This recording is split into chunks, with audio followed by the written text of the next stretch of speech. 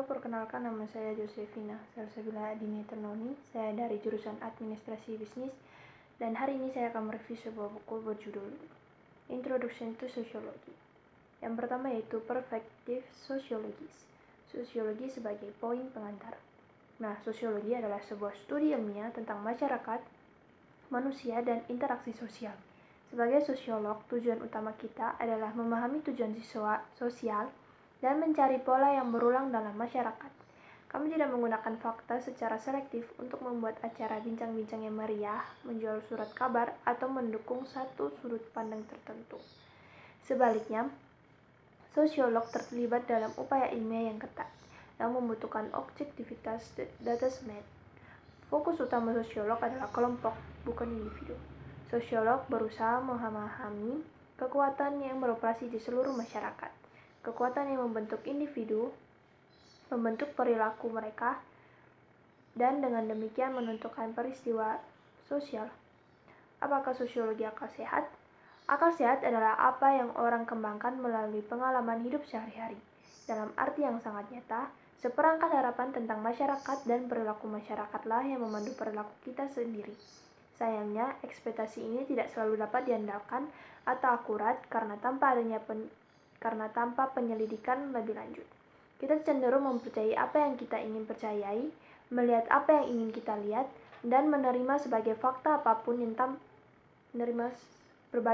apapun yang tampak logis. Sedangkan akal sehat sering kabur, terlalu disederhanakan, dan sering kontradiktif. Sosiologi sebagai ilmu berusaha untuk menjadi spesifik, untuk memenuhi syarat pernyataan, dan untuk membuktikan pernyataan. Yang berikutnya yaitu melakukan sosiologi atau metode penelitian. Proses penelitian. Ada banyak kesamaan antara apa yang dilakukan seorang detektif dalam upaya memecahkan suatu kejahatan dan apa yang dilakukan oleh seorang sosiolog dalam menjawab suatu masalah penelitian. Dalam perjalanan pekerjaan mereka, baik detektif maupun sosiolog harus mengumpulkan dan menganalisis informasi.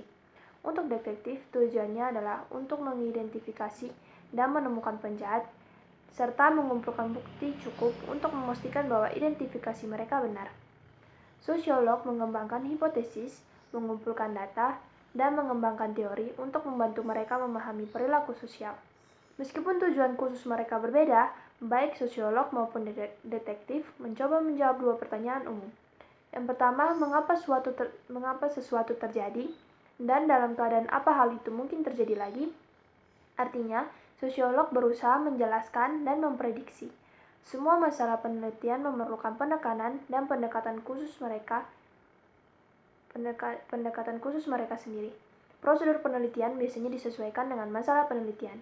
Meskipun demikian, peneliti harus mengikuti aturan langkah-langkah yang disebut proses penelitian ketika merancang sebuah proyek penelitian.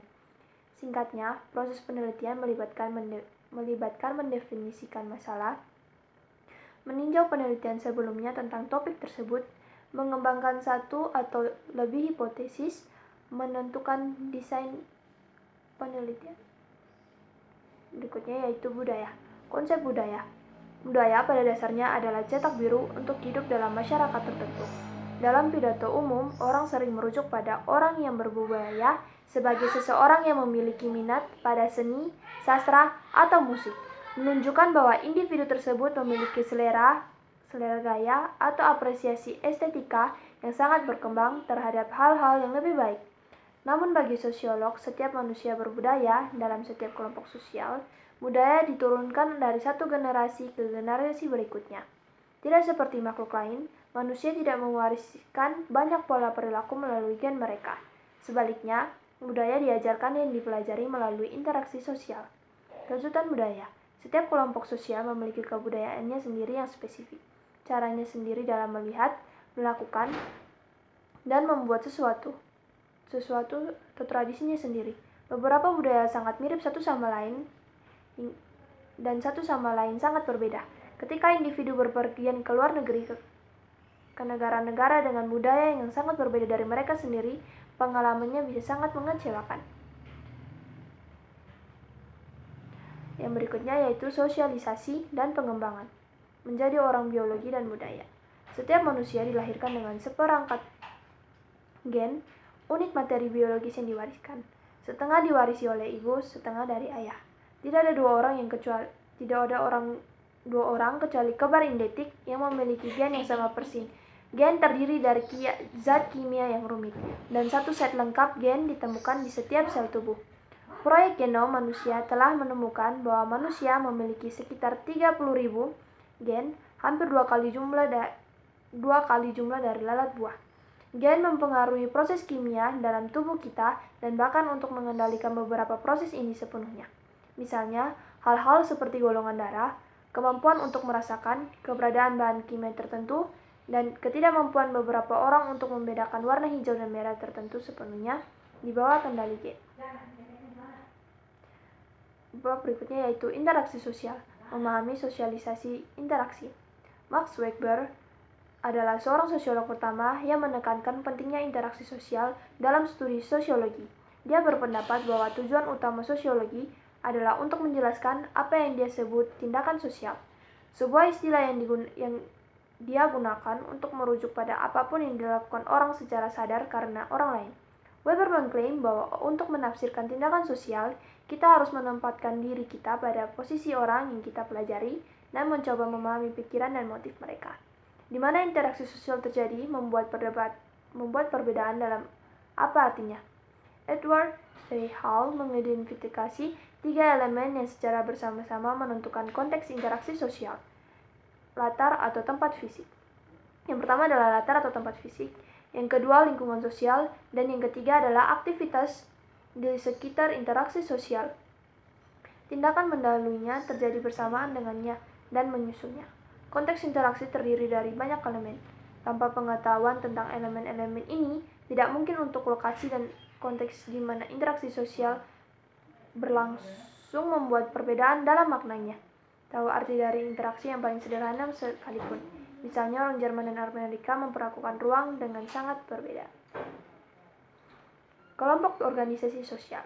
Fungsi grup yang pertama adalah berfungsi dengan baik. Semua kelompok, baik primer maupun sekunder, harus menentukan batas-batasnya, memilih pemimpin, membuat keputusan, menetapkan tujuan, menetapkan tugas, dan mengontrol perilaku anggota.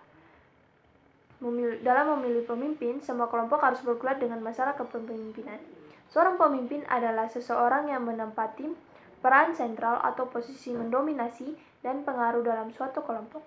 Dalam beberapa kelompok seperti perusahaan besar, kepemimpinan diberikan kepada individu oleh orang yang memiliki posisi otoritas. Perilaku menyimpang dan kontrol sosial. Fungsi perilaku menyimpang. Van Durkheim mengamati bahwa perilaku menyimpang adalah bagian integral dari masyarakat yang sehat.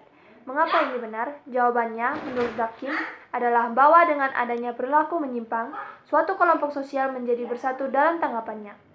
Disfungsi penyimpangan. Yang pertama merupakan ancaman bagi tatanan sosial karena membuat kehidupan sosial menjadi sulit dan tidak dapat diprediksi. Yang kedua, menimbulkan kebingungan tentang norma dan nilai suatu masyarakat. Orang menjadi bingung tentang apa yang diharapkan dan apa yang benar dan salah. Yang ketiga, ini merusak kepercayaan. Hubungan sosial didasarkan pada premis bahwa orang akan berperilaku menurut aturan berlaku tertentu. Yang keempat, penyimpangan juga mengalihkan sumber daya yang berharga. Untuk mengendalikan penyimpangan yang meluas, sumber daya yang besar harus digeser dari kebutuhan sosial lainnya. Kelas sosial di Amerika Serikat. Struktur kelas Amerika. Kelas sosial terdiri dari kategori orang yang dari berbagai kesempatan yang sama, posisi ekonomi dan kejuruan yang sama, gaya hidup yang serupa, dan sikap perilaku yang serupa. Suatu masyarakat yang memiliki beberapa kelas sosial dan memungkinkan mobilitas sosial didasarkan pada sistem stratifikasi kelas. Perbedaan kelas di antara Amerika Serikat berdasarkan ras, pendidikan, nama, keluarga, pilihan karir atau kekayaan. Stratifikasi global. Stratifikasi dapat terjadi dalam dua cara.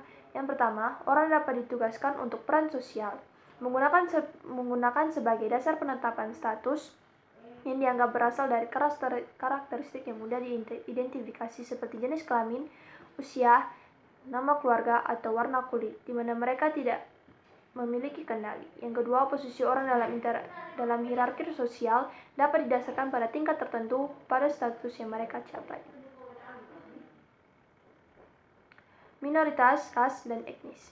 Meskipun asal kata tidak diketahui, istilah ras telah menjadi konsep yang sangat kontroversial sejak lama.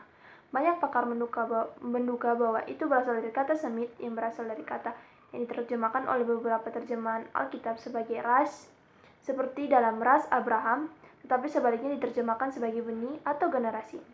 Sarjana lain melacak asal kata ras dalam bahasa Ceko yang berarti arteri atau darah. Arti lainnya untuk generatio Latin atau barbascue atau arzem mengacu pada hewan pejantan laki-laki. Konsep kelompok etnis. Sebuah kelompok etnis memiliki tradisi budaya yang berbeda yang diidentifikasi oleh anggotanya sendiri dan yang mungkin atau tidak mungkin diakui oleh orang lain. Sebuah kelompok etnis tidak perlu menjadi minoritas numerik dalam suatu bangsa, walaupun istilah itu kadang-kadang digunakan seperti itu. Sekian, terima kasih.